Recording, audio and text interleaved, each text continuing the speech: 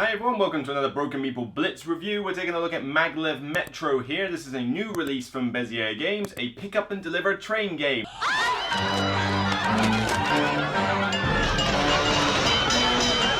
Spike is in the other room, and Whistle Stop is literally over there on the shelf. So I do like some pick up and deliver train games, okay? Pick up and deliver is the one aspect of a train game I can get behind. The whole route connection and going from A to B and picking up stuff and delivering stuff somewhere. It's when you start getting into shares and companies and dividends and all that rubbish, you know, like the 18xx stuff, that I really can't stand. And yes, okay, trains I think are boring anyway. But that aside, let's talk about this game. This is a new release where you are essentially starting off on a subway. It could be Berlin or it could be Manhattan, and each of you starts off with just a tiny little magnetic train, a bunch of perspex tiles, and an empty board and one station or hub, depends which side you use. You've got an easy and an advanced variant.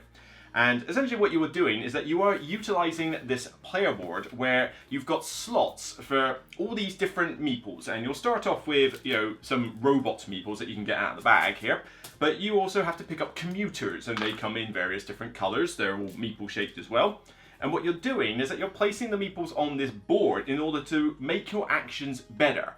Each turn you just take 2 actions, but it could be like moving your train, building track, it could be picking up passengers, dropping them off, it could be building a station, it could be filling commuters at a station, or you can even have an action here to adjust where you basically take meeples from one bit and shove it somewhere else. And the idea is that the more meeples you shove on a particular action, the more powerful it gets. So you can customize exactly how you want your actions to be.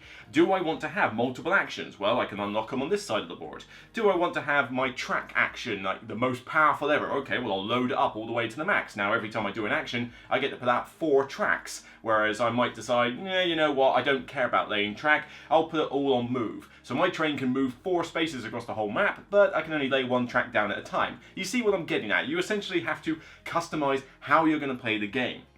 As more stations come out of different colours, you essentially get the opportunity to unlock different colour passengers, of which you've got 4 different colours, and as you get those, you can then fill up this side of the board, which give you things like bonus VP for card objectives that you can do, as well as like passenger and link VPs, which are essentially like getting more points for having certain passengers, or getting points for having lots of stations connected by your tracks. And that's essentially the whole game. You just keep going on and on, doing this meeple puzzle of readjusting your player board to make your actions better or worse, or unlocking other things you can do, till eventually you meet one of the end game triggers, your game ends, and you just total up the VPs. So that sounded like a fairly simple overview. Well, it kind of is a simple game, really. There's not a lot of rules in this. Most of it revolves around how this board is treated and what the various actions do. And yeah, you've got quite a few actions on this board, but most of them are pretty straightforward. The rulebook itself isn't too difficult to learn, although I did have a couple of ambiguities with things like how stations were built and what the difference was with where you could drop a robot off versus where you could drop a commuter off. There's the odd little blemish in here, but for the most part you should be able to get what's going on in here, although it is kind of a blanket wall of text for the most part. There's a few pictorial examples, but I think maybe they could have just used a few more. So I've seen better rulebooks, but I've seen a lot worse. I don't think you'll have too much trouble getting into this game. So the component quality that we've got is pretty good-ish. Components are, for the most part, really good. I mean, I love these chunky station tiles. They're super thick. That is, it probably won't even do justice on the camera, but these are super thick station tiles, although they are pretty much just placeholders. You just like, you've got a slot on the board, and when you build it, you just shove it in there, and it's like, yeah, I wish they did a little bit more than that, but never mind. They are still really cool. You've got some very good quality cards, and I like these perspex tiles which have the tracks that you do, and they probably won't show well on the camera, but they've got straight line and they've got various curves, but when you're playing the game, they can overlap on top of other players' perspex pieces so that they don't overlap each other, like they don't get covered by one another. So you could have 4 of these on top of each other and you would still have, you know, a visible track for all the players. And it does lead to quite an interesting looking board once all these pieces are like kind of laid out and building up as time goes on. But where the components themselves are pretty good, I do have some issues with the art design here. You know, art-wise, it's a fairly bland looking game. I mean, this board isn't exactly going to win many art awards. It's a very basic map layout with, you know, the same color most of the way throughout. The cards are basically just black cards with, you know, a picture of whatever it is you're trying to do on there, so there's not a huge amount of variety in terms of artwork on these. But on top of that, I have some issues with what they chose to do with these meeples, particularly. The meeples that you've got robots from here, and they come in bronze, silver, and gold. You can pretty much guess where I'm about to go with this. The silver, great. You can easily tell it's a silver meeple and it's grey and it's a little bit shiny. Great, no problem. But then you've got the gold and the bronze ones here, and these are too similar. Other reviewers have caught up on this as well, and I'm going to touch on this also.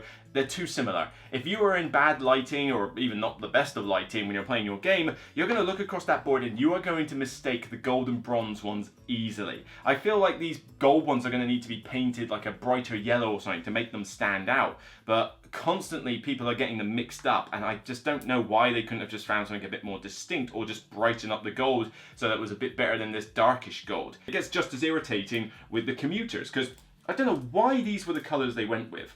You have got, like, I don't even know what half of these colours are. I had to be told in the book. I mean, yes, you've got bright pink. All right, bright pink's good. And you've got a red. I'll call it red. I'm not sure if they called it red in the game, but fine. I think they call it coral. It's like, okay, I'm not going to remember that. But then you've got, like, a very light, you've got a light pink, sorry, a light purple and a dark purple. You know, mauve, lilac, or whatever you want to call these. But these two are very similar on the board. I mean, they are similar on your... it's better laid out on your player board, because one is clearly darker than the other. But when you're looking at the meeples, again, the bad lighting, you can just end up with times where you're looking at these things and they're just blending too much to the eye. Now, you can play this in two modes. You've got the basic and the advanced side. Personally, I wouldn't really care which one I play. The basic side basically just gives you a hub which allows you to drop off robots a lot easier, whereas on the advanced side, you've only got the 3 stations on the board where you can do that. Personally, I'm kind of happy with the hub, really, because the game already can go on a fair bit too long for my liking for what you're doing in this game, and if you do the advanced variant, you're just making it go on longer because it takes you more time to forward plan what it is you're doing, whereas the basic side in Manhattan at least gives you a little bit of flexibility. Now, whether you're going to enjoy this game comes down to this meeple puzzle with the board, because that's essentially what the crux of this game is. Do this meeple puzzle over and over again. And that's kind of one of the issues I have. This meeple puzzle is fine, but even though this is a relatively short game, well, I say relatively short, it's not like you'll pick up and play it in 30 minutes. You're probably still going to take a good hour with this game, possibly longer if you've got some AP players and you're playing at 4 players, but for the most part, you should be able to keep it to a kind of 90-minute game at tops. But you are basically rinsing and repeating this puzzle over and over again ad nauseum, and it's fine for the first half of the game, but then it starts to drag a little bit. Even when you start unlocking more stuff, I feel like, okay, is this game going to wrap up soon? I'm kind of done with this whole, right, I'll start off by doing lots of track and move right now. I need to shift it over to pick up and deliver it right now. I need to shift it back. Now I need to put one meeple over there. That's going to take my whole turn to do that. And it gets a little bit frustrating after a while. Even though your options get better and bigger, you never feel like you can do everything. And you can't. You will not be able to fill up this entire board. It's physically impossible. But there are some aspects of this board I wouldn't even bother to fill up. You can get 3 extra actions. You normally have 2, you can get 5. But to get 1 extra action is not too difficult with this. So I usually end up with 3 actions by the end of the game. But you need to use a lot of commuters to get the other extra actions, and frankly, I just don't think it's worth it. It's alright saying, oh, I got 5 actions a turn. Yeah, but if your actions suck, what's the point? I can max out track and lay 4 bits of track for 1 action. That's the same as having 4 separate actions with 1 track level 1 each. I'd rather have it all in track than have all the actions. I just don't get it. Especially when, to get like the last action, you've got to get 4 commuters of the type that don't even come into the game until at least halfway through it. So I just don't really see why I would go for max actions. And anybody who has tried has ultimately failed the game as a result. You've got to unlock the different passengers in order to be able to like commute and collect them, which doesn't make any thematic sense. I mean, it's like, why would you need to specifically unlock a type of commuter? It's like, no, you just go pick them up. It's not like there's a weird, like, you need the red key to get red commuters. How does that work? But on top of that, you've then got these gold ones on the side here where it's like, okay, bonus VP cards. You've got 4 at the start of the game, 1 from each deck, and they say like 1 point for every lilac commuter, 3 points for every unfilled passenger section on your board or something. I'm trying to grab a different colour. 4 VP for every direct connection between these 2 particular stations. You know, that's essentially what these cards do, but these are definitely how you score points. They really are. There's no way I would play this game without trying to aim for at least 2 or 3 of those. And they're pretty distinct half the time, so you shouldn't have a trouble doing that. you only score 1 normally, you just have to fill up this bit in order to score up the rest, but they can get you up to 15 VP each. That's a lot. And all you need is 3 commuters. That's it. It doesn't have to be fixed color like the rest of the stuff here. You can just grab any old 3 commuters. So these are easy to fill in and get you a lot of points. Whereas the bit above it is hard to fill in and doesn't really score you that much. You already score VP for the commuters as a base. Okay, cool. But you can increase that by filling up the columns with 3 of that particular type of commuter, which means that has to be a case of that's only worth doing if you can pick up a lot of these commuters. The problem is, you and at least 2 or 3 other players are also picking up these commuters, and there's not that many in the bag. I forget how many, we've got 14 of the two of the colors and 11 of the others, right? You're not likely to be picking up 10 or 11 of these things by yourself. That's impossible. Somebody else is going to be picking up your passengers. So you need to equate whether it's worth trying to grab 3 of these type of commuters just so when you've got 5 or 6 of them at the end, you might get 5 or 6 extra points on top of someone else. It's like, why? Why would I bother? And then you can fill up the row in order to get yourself an extra VP for a link. And yeah, it took me a while to read the rulebook to figure out exactly what they meant by a train link. I think it's like 2 stations linked together. Now, you can score a fair amount of points with this, although it's a pretty boring game to simply just build up the track and that's kind of it, really. And even then, you need 1 of each type of commuter. So you've got to go around and get specific commuters, 2 of which won't even appear in the game until later, in order to score a few extra points, because you're already scoring for links. You're just getting extra VP for links. You've also got the idea that when you're drawing commuters from the bag, it's luck of the draw, because everything else is on the board and you can kind of see it. But when you're drawing more commuters, you have to basically put them all in the bag, draw, and depending on your action strength, that's how many you get. So if you're looking for specifically the pink passengers, oh dear, I didn't draw any pink passengers. Oh well, woe is me. Whereas somebody else goes, well, I need the purple ones. Oh, I got 3 of them. Fantastic. Yay, I'm well on the way. It's like, well, that's complete luck of the draw. And that can hamper you. You know, you're trying to draw the passengers you need.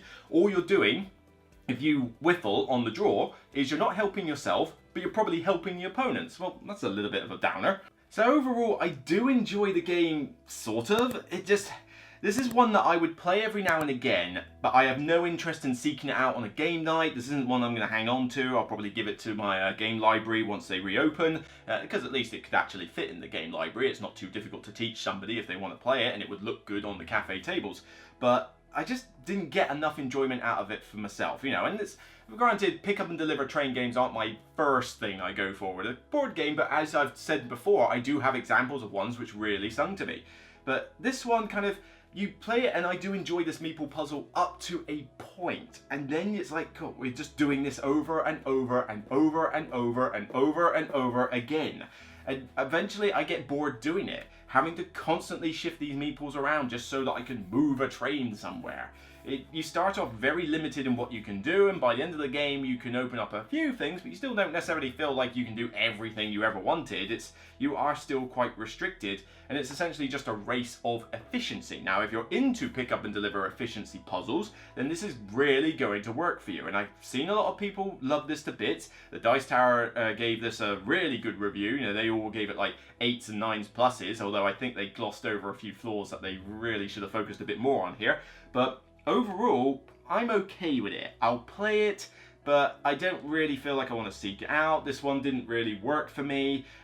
You know, some of these things like the robots being too similar in color and the commuters being all weird colors is going to be a hassle when I play it, and and even some of the luck of the draw aspects kind of put me off, and the fact that on that player board I didn't feel like going for half of that player board because it doesn't seem worth it compared to the small section which every time I play this I will now focus on.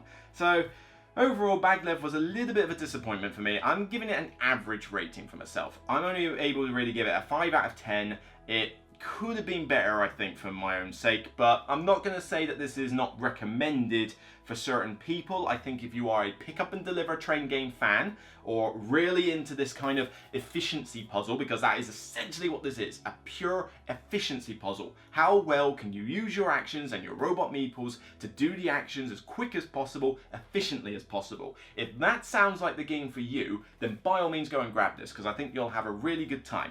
It just didn't quite work well for me. So that's it for me and this Blitz review for Maglev Metro. If you like what you see, consider subscribing to the channel. Don't forget to check out the code in the description for my 5% discount on zatu.co.uk, where once this game comes out for sale, if it's something that you're thinking of getting yourself, then you can always grab it then and get yourself a little bit of a saving while you're at it. Take care, and remember, as always, it's only a game. Bye for now.